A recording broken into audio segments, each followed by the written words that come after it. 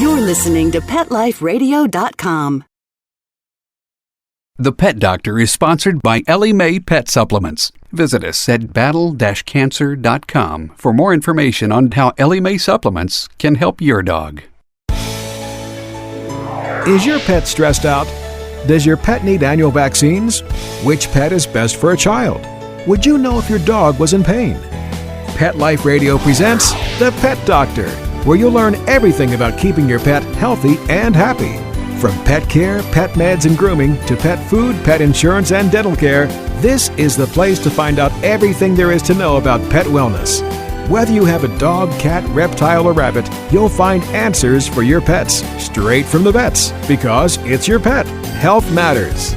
Please welcome your Pet Doctor host, veterinary media consultant and veterinarian, Dr. Bernadine Cruz. Urban legends abound regarding dog behavior, but are they based on science or speculation? TV personalities and other self-proclaimed experts perpetuate many of them. Do you really need to be the leader of the pack? Is the secret to house training your pup found in a crate? Well, it's time to think outside of the box, or crate, and establish a healthy relationship with your dog. Dr. Suzanne Hetts has a PhD in zoology with specialization in animal behavior, has written myriad articles and books on the subject, and is an internationally sought-after speaker. We will doggedly dig into Dog Behavior 101 right after these words from our sponsor. Sit, stay. We'll be right back. Please have a seat in the waiting room. The doctor will be with you shortly, right after these messages.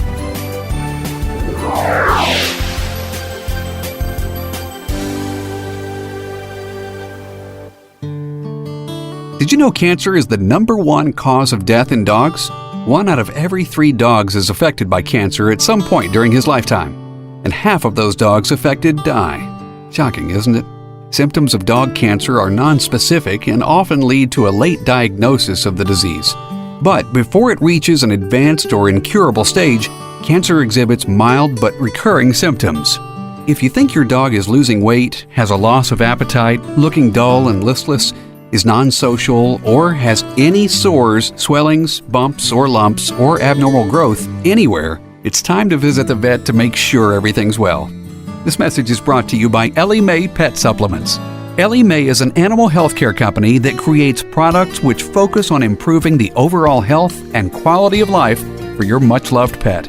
Visit us at www.battle-cancer.com for more information on dog cancer and how Ellie Mae supplements can help your dog. Buster, you're telling me my dog food products can't go on your shelves? That's right. Didn't pass one of my Petco certified nutrition checklists. Sorry, Wayne. Who made these checklists? Geniuses. Very smart guys. Well, it's good enough for most grocery stores. Do you see cheese puffs on my shelves? Mayonnaise? Soda pop? No. That's because I ain't running no grocery store, Wayne. Your pets will get better nutrition, I guarantee it. Petco, where the healthy pets go. Go to PetLifeRadio.com/Petco and get $6 off your order of $60 or more, and up to 40% off hundreds of items at Petco. PetLifeRadio.com/Petco. Coast to coast and around the world, it's Oh Behave with Arden Moore. Find out why cats and dogs do the things they do, and get the latest buzz from wagging tongues and tails in Rin Tin Tinseltown. From famous pet experts and best-selling authors to television and movie stars, you'll get great tail-wagging pet tips and have a fur-flying fun time. Oh Behave with America's pet edutainer, Arden Moore. Every week on demand. This is the place for a special paparazzi treat. Only on PetLifeRadio.com.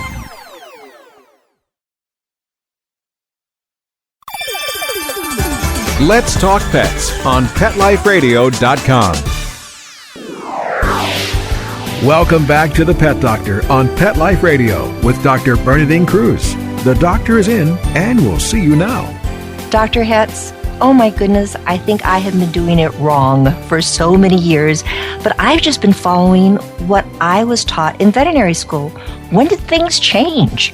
Well, that's a good question. When we really started to apply more of the sciences of animal behavior to dog training and pet behavior back in about the mid-'70s.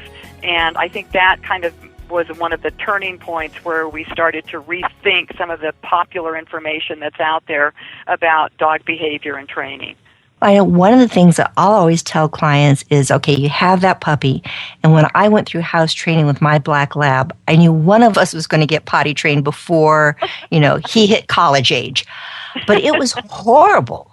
So I've always taught clients, okay, stick them in a crate, because a crate goes back to their denning personality of coming from wolves, but that may not be exactly true. Is that correct? Well, crates can definitely be helpful in house training, but I would say that a crate is not the primary reason that dogs get house trained.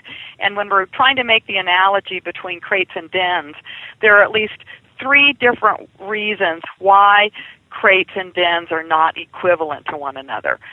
The first one is that wolf pups are born in a den. So they're acclimated, they're used to a den from the time they come out of the womb. But dogs often aren't introduced to crates until they're much older. And secondly, a den is a social confinement area. It's rare that a wolf would be in a den by itself. There's siblings, there's mom, dad, other family members in the den with the puppies, and crates are often socially isolating because we often leave dogs alone confined there. And finally, when a crate is used for confinement, that means the dog can't come and go as he pleases, but wolves can typically come and go from dens whenever they want to. So this analogy between dens and crates really doesn't hold water when you start to look at it. But sometimes it seems though a crate is not a bad idea. Sometimes a dog will seem to, I'll tell people, when I was a small child and it was raining outside or I couldn't go outside, I'd throw blankies or sheets over some chairs and pretend it was my little cave and that was my safe area. How do we get dogs used to being in this crate, and do they always think of it as being the doggy gulag and something bad? It can go either way, to be honest. I think you gave a really good example of creating your own little special hidey hole. And the key there is that was your choice. You got to go there when you wanted to. You got to leave when you wanted to. So dogs will often choose a crate that's set up in a living room, for example, with the door open to go and take a nap. But I think problems crop up when crates are used for confinement without adequately acclimating the dog to the crate first. And that needs to be done on a very gradual basis where the owner associates the crate with really good things, feeds the dog in the crate, gives him treats there, puts toys in there, and he's confined in there for very brief time periods at first, maybe just a couple of minutes, and then you gradually work up to longer time periods. And the second part of that is having the dog be comfortable being confined in a crate when someone is there is one thing, but having the dog be okay being confined alone is another. And that also needs a very gradual acclimation process as well. So, for instance, you bring home that new puppy and you're going, all right, this pup is going to get into everything. Sometimes I just need to go to the bathroom and not have to worry about where that puppy is. So you can put the pup in the crate for a short period of time and then take it out and it goes, oh, this isn't so bad? Exactly. And you can also have alternatives to crates even when someone is home with the puppy. When we house trained our last dog, which is Coral, our Irish setter, we used an X pen a lot, or an exercise pen, which is essentially a doggy play pen, so that she had a little bit more room, but she still couldn't get off and get herself into trouble, which is obviously something that pet owners are well served by preventing, not letting a young puppy have free run of the house.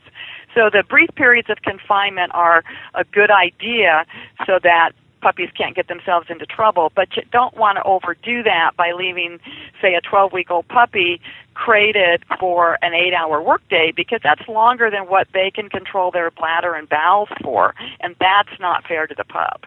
Definitely. Who wants to sleep next to the stuff? If you're going to use a crate, sometimes you see, and you have these pups that grow very quickly. Are you going to have to get multiple crates during this growth period, or can you start with a big one? What's the size crate that we should start with? That's a great question, and I'm so glad that you brought it up, because that's kind of one of my hot-button issues, is this mythology where we hear people saying, well, you need to get a crate that is only big enough to allow the puppy to barely stand up and turn around in, because if the crate's too big, she'll relieve herself in one end and sleep in the other. And that is just simply mythology. When we were house training Coral, and she was this itty-bitty little thing, weighed about 8 pounds, we used a crate that would accommodate her adult size as a 50-pound dog. So this idea that dogs will soil the crate if it's too big is really a myth. And if a dog is soiling a crate, that's a clear sign that something is wrong. Either they're being confined too long, they're afraid to be in the crate, or there's something medically wrong where they're not able to control their bladder and bowels sufficiently. So soiling a crate is a big red flag. Well, some of these pups, as you're putting them in the crate, people will say, and I'm just bringing up all the things that I've learned, and you were saying if it's too big, yes, there's that mythology that they're going to poop in a corner. Should the surface of the crate be all the same? Should it all be a soft, squishy blanket? Or should you have half of it be like paper just in case they do need to poop and pee, and the rest of it being blanky? Or they shouldn't even have to worry about it? I think it kind of depends on how the crate is being used. For example, we used a crate primarily at night with Coral, and we had big fluffy blankets in the entire crate, and what she was learning was that if she needed to get up and go to the bathroom, then she was learning to ask us to do that. She would whine or cry or bark, and then we would get up with her in the middle of the night and take her outside. So she didn't really want to soil that nice fluffy bedding, and so for that situation it was better to keep the bedding throughout the crate. If you're trying to use a big crate where you want to have a difference in texture there so that there is enough room for the pup to sleep in one area and relieve itself in another, then you probably would want to change textures. But it would be a very small puppy who the crate would still be big enough to accommodate both appropriate elimination and a resting place. And if you have to do that because you're leaving the dog for longer time periods, then you might want to look at one of those crate alternatives where you're giving, you have an X pen, or you can find the pup in another area like a small mud room, something like that, and then give in that area an appropriate potty place with the pee pads or newspapers, whatever you want to use. All right, you bring up the subject of pee pads. Here you have a client who is new puppy, they need to scoot off to work or go grocery shopping, do whatever, and they'll oftentimes come into me and say, how are you doing on house training? Oh, it's terrible. I said, what are you doing? Well, we have pads down some of the times we're taking the pup outside. Now, I've said this is somewhat getting the pet confused, or it could possibly be confused. My analogy is you have that young child, human child, you say, okay, we're going shopping, honey, and I don't have time to take you to the potty, so you're wearing your diapers. If you need to poop or pee, do it in your diapers, but when we get home, then I want you to tell me so I can put you on the potty. How does this work for dogs? Do they get confused? Well, it's possible they can, but you know, that's really a difficult situation if you have an 8 or 9, 10-week-old, a very young puppy who you're going to have to leave for 10 hours a day, even 7 hours a day. To expect that very young puppy to control their bladder and bowels for that long is just not realistic. So you have to come up with some kind of plan, whether you have a dog walker come in every 3 hours or so and give the puppy a potty break, whether you have to use the potty pads for a short period of time. Ideally, we'd like for someone to be home with the dog or the puppy for those first few weeks so that you can really get in the habit of taking the dog outside to relieve itself, because that's really the key to house training, is establishing those habits and preferences of where they should eliminate. And for an 8-week-old puppy who has to stay home by itself for 8 hours a day, that's a tough call. Honestly, that really is. Okay, you can bust another myth of mine. Maybe it's correct. I have been read that basically how long you can leave a pup in a crate is an hour per month of age plus 1. So if you have a 2-month-old puppy, so that's 2 hours plus 1, that's 3 hours. Myth, truth? I think it's an arbitrary number that somebody came up with. But it sounded so good. Yeah, I don't think that there's really any good evidence for it. I recommend when people are house training puppies, and if they're home during the day and they can do this, that they take the puppy out every hour or two. I know that we did that with Coral, the last puppy that we house trained, and she was one of the easiest puppies to house train we have ever had. So I think that consistency of getting them out frequently and establishing those preferences early in life about where to go is the most crucial part of house training. So you have that pup that you want to go outside to certain areas. Some people will say you should set it up, leaving some extra dog poop around. Does that help? If the dog is going outside, I think that the odors, even if you pick up the poop, are still going to be there sufficiently enough to attract the puppy back to the same general area. So I don't know that I would leave a lot of poop lying around, because I think you're possibly opening yourself up to feces eating, which some puppies will do. So I think there's going to be enough odor left there just from previous eliminations that the pup's going to smell that and tend to go back to the same place. And speaking of the joy of odors, there are so many different products that are out in the market. Some people want to use ammonia or bleach or vinegar or these other enzymatic problems. In your experience, is there something that you say, this is a general category that seems to work the best? Yes, I think the last one that you mentioned, the enzymatic cleaners, are the ones that you really want to focus on. And as you say, there's a variety of good brands out there. My favorite one is one called Anti-Icky Poo. And that it's a real product. It's not a joke. It's made by the Mr. Max company based out in California. And you should be able to find it if you Google Anti-Icky Poo. You'll find the product. And that's one of my favorite ones. One of the things I'll always tell people, if you have a friend that's going to be getting a new pet or yourself, go to one of the large home improvement stores, and those small little carpet cleaners that will put out solution and then suck it up. I like the sucking action, because you try to clean it and, I want to get as much of that sent out as possible. So suck that solution out, because there's not enough towels in the world, it seems, to get it out of that carpet. Yeah, I think that's a really great tip. With the enzymatic cleaners, you want to let the cleaner soak on the soiled area for a little bit of time so that the enzymes can do their work. But then after you let it soak for 15, 20 minutes, then you want to pull up as much of that as possible. And I like to put a little bit of water on first before I suck up the extra, so that it helps to dislodge all of the remaining solution. We've been talking about crates with Dr. Suzanne Hetts, and besides using crates for house training, what are some other reasons why people can use these crates? Well, people tend to use them, I think, to prevent destructive behavior. I think is probably the number 2 reason that they get used. And that can sometimes be helpful if you're, again, talking about just normal puppy chewing and you want to not let the puppy get off by himself and get into trouble. But if you're talking about destructive behavior that's due to some sort of anxiety-based response, like separation anxiety or a noise phobia like thunder, then confining an anxious dog like that in a crate is just the wrong thing to do, because it's probably going to spike their anxiety and they can hurt themselves trying to get out of the crate, and it's just going to make everything worse. I've seen some dogs that have literally torn out their canine teeth, and those teeth are in the jaw just with such strength. So to have a dog damage its mouth, you can realize, yes, the degree of separation anxiety and angst these poor little honeys are feeling. It's like, I always feel so badly for them. Do you have a preference on the type of crate? Does it have to be one of the airline type of plastic crates so it doesn't seem to have a lot of visual access, or do you like the wire crate so it's more open?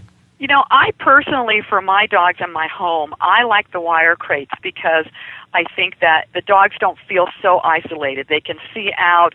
It allows for better airflow, and sometimes that can be important so the dogs don't get too hot. But I really think that's an individual decision based on the owner's preferences as well as which one the dog seems to do best in. Certainly if the crate's going to do double duty and is going to be used for some kind of travel in an airline, then you would want to get the molded plastic one. But just for everyday use, I personally prefer the wire ones. Great. Well, we're talking right now with Dr. Suzanne Hetts. She is a certified applied animal behaviorist, talking about crate training, some of the mythology in dog behavior. Stay tuned. We're going to have a short break, come back, and talk about, do you really need to be the leader of the pack? What does it mean? We'll be right back. Please have a seat in the waiting room. The doctor will be with you shortly, right after these messages.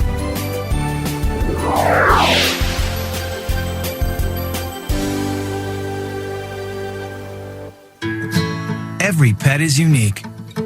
Maybe they're gray in the muzzle, yet young at heart.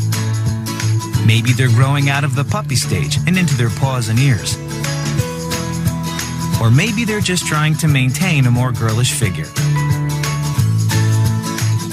At PetSmart, we have the right food for your pet at a great value for you. PetSmart. Be better together. Go to PetLifeRadio.com/PetSmart and save up to 30% on toys, collars, leashes, PetSmart gift cards, treats, and more. Go to PetLifeRadio.com/PetSmart today. Dyson. The new Dyson Animal Vacs are powerful bagless upright vacuums for homes with pets. Air muscle and radio root cyclone technology generates the strongest suction power to powerfully remove dust, dirt, and pet hair from the home or car. To order your Dyson Animal Vac, go to PetLifeRadio.com/Dyson. PetLifeRadio.com/Dyson to order your Dyson Animal Vac today. Dyson. Music to your ears. The Pet Doctor is sponsored by Ellie Mae Pet Supplements. Ellie Mae is an animal healthcare company that creates products which focus on improving the overall health and quality of life for your much-loved pet. Visit us at www.battle-cancer.com for more information on dog cancer and how Ellie Mae Supplements can help your dog. Welcome to Sassy Seniors, a show about our fabulous older dogs and cats. I'm your host, Kelly Jackson. I wanted to create a show to really showcase our senior pets. And, as the human population ages and lives longer, of course, so are our wonderful pets. But many of us with aging pets, it's so interesting. We have a tough time realizing or really admitting that they are seniors. So, in a way, I kind of like to think of our senior pets as wise puppies. What do you think about that? Be sure to join us for another edition of Sassy Seniors. And remember, celebrate your senior pets. Every week on demand, only on PetLifeRadio.com. Let's talk pets. Let's talk pets On Pet Life Radio. Pet Life Radio. PetLifeRadio.com. Welcome back to the Pet Doctor on Pet Life Radio with Dr. Bernadine Cruz. The doctor is in, and we'll see you now. Dr. Hetts, we've all heard it. You're supposed to be the alpha dog in this relationship. You are supposed to be dominant, leader of the pack. Where did this idea come from? Isn't it true? Well, that's a really good question. I don't know that anybody really knows how these terms from wolf behavior got transferred to the dog training arena. But what's important about that is that the whole terminology has gotten so confused, even when we talk about wolves, because wolves are a family unit. A wolf pack is a family unit, and their behavior and their social interactions are really based more on trying to get along with each other, cooperating, helping one another, instead of one of these pictures of wolves as always being knocked down, drag out, fighting with one another and always trying to best one another.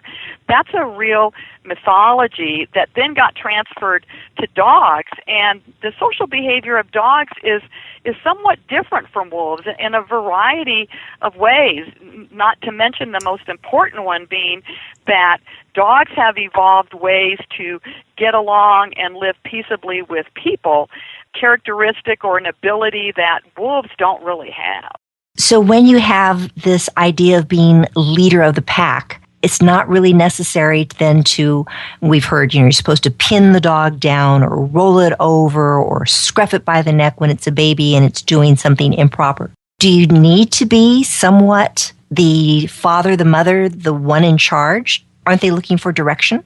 It kind of depends on what you mean by a leader. And if you're referring to or defining a leader in the way that you just said, as an individual who sets reasonable limits, who manages the environment, who gives feedback about good behavior, who guides the dog in terms of what is good behavior and takes steps to teach those behaviors, then that would be a good definition of, yes, being a good leader for your dog.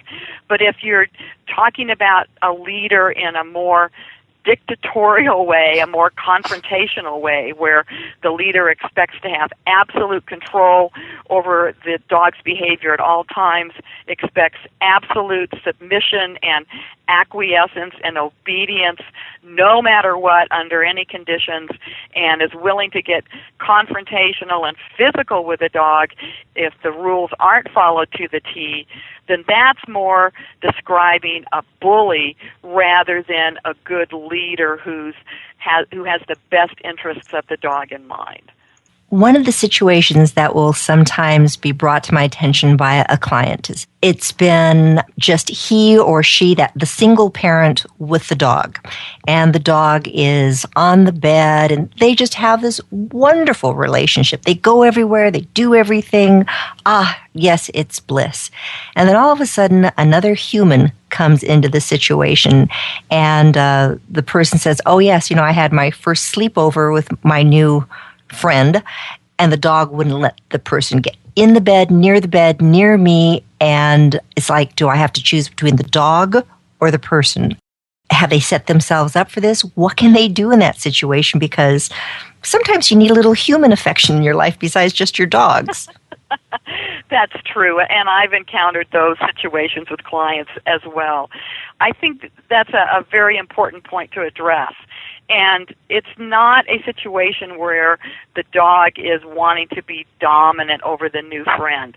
There's changes here coming in the social relationship and in the social atmosphere, where the dog is used to having priority access to the owner and the dog are well bonded to one another, and now all of a sudden there's some competition for that attention. Owners will often describe that as a dog being jealous, and that adds a whole lot of layers to what's going on that may not need to be there. And I would always encourage people to look at it more as just a simple competition. Most of those problems are easily gotten over if we just help the dog recognize that whenever the new friend is interacting with the owner or is in the social arena of the bed or some other context, that good things are going to happen for the dog, so that he actually welcomes the new friend rather than having this anticipation or expectation that the new friend's presence is going to mean bad things for him. And these situations can really be made worse quickly if the new friend or the owner starts to come down hard on the dog. Then the dog says, see, it really is a bad thing. I knew it was a bad thing when this friend came in, and now my expectation is being borne out. So you don't want to set that up as far as what the dog thinks the friend's presence means. One of the other, there's so many things that come to mind, and it's like, boy, I'm really learning new things today. You have the puppy, and it's a fairly common scenario that, it's sitting there eating, and, for instance, a young child in the family comes over and wants to play with the puppy while it's eating, and grrr, it bares its teeth. Or you have the older pet that's eating, and you try to take something out of its bowl or out of its mouth, and stand back. The alligator has been born. What are your views about dogs eating and leaving an eating dog alone? I think there has to be kind of a fine line there. The first one is that it's not really fair to the dog to be in a situation where he's constantly being harassed by a young child when he's trying to eat. I mean, even parents can get annoyed with that if they're trying to have a nice meal and the kid is screaming or mom, let's go do this, or that kind of thing. So I can appreciate that. Yes. So that's the first thing, is that you really need to set up an environment that for most of the time is a peaceful meal time for the dog, where he's not being harassed. That being said, on the other hand, there will be times inevitably where someone is going to need to interrupt a dog when he's eating, and that should not be a dangerous undertaking for anyone in the family.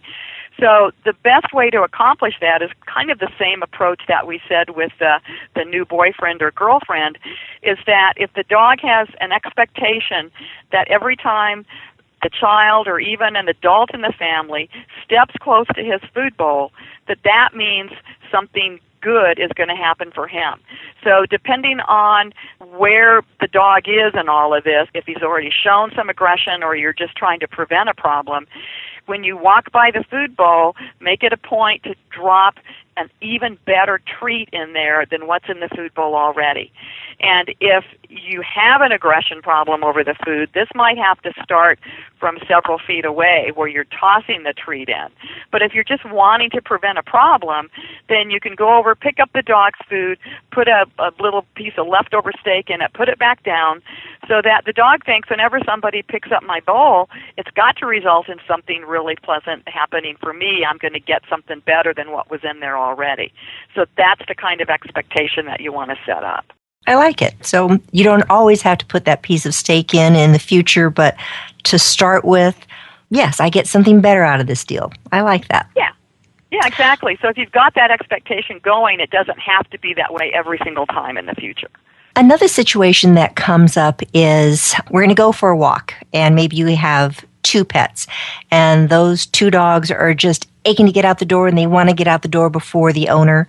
Should you make these kids do the sit, stay before you open the door? Should you be the first one through the door? Does it make any difference? I think it's really personal preference. I mean, I think there are definitely some safety issues there, especially if you have big dogs, where it's just easier and safer for everyone if you tell your dogs to sit.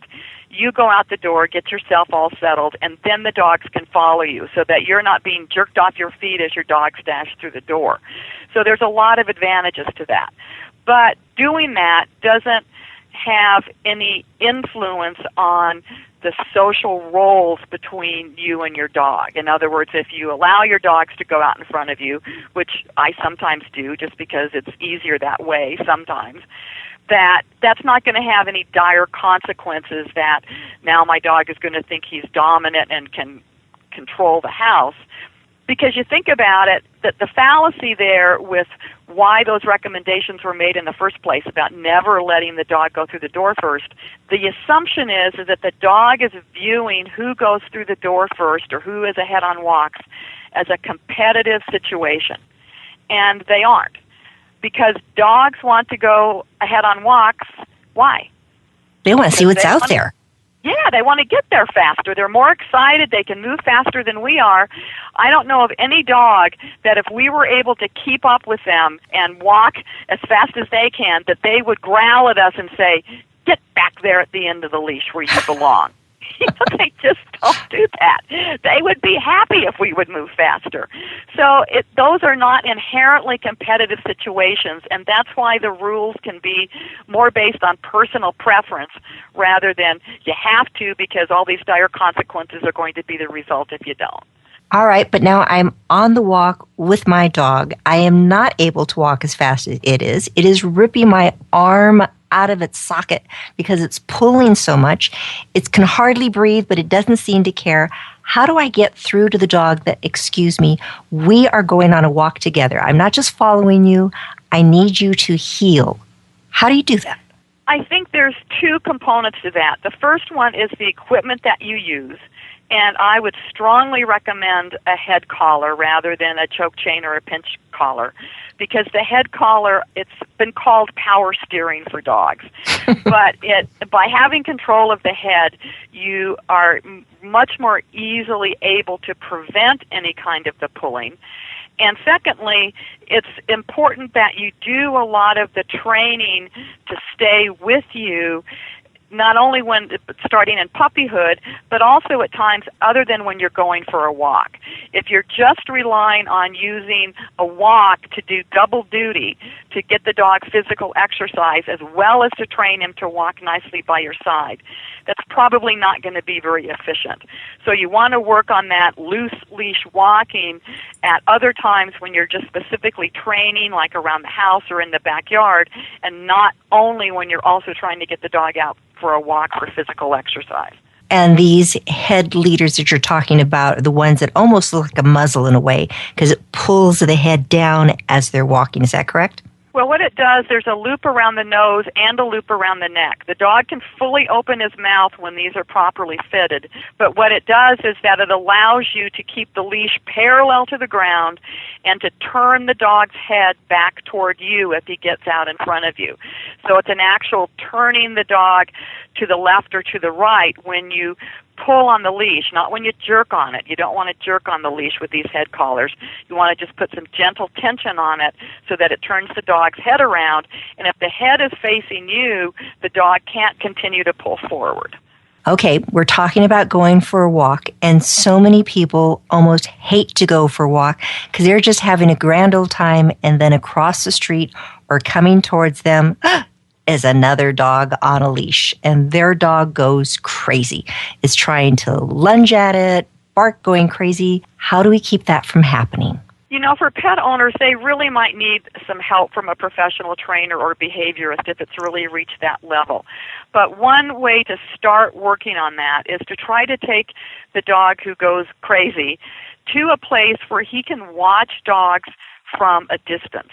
And every time that he sees a dog at a distance, then the owner can drop several food treats down on the ground for the dog to eat, so that you're, again, creating a different emotional reaction from, oh my God, there's a dog out there, oh my God, what am I going to do, to dog, food on the ground, dog, food on the ground. This is a cool thing.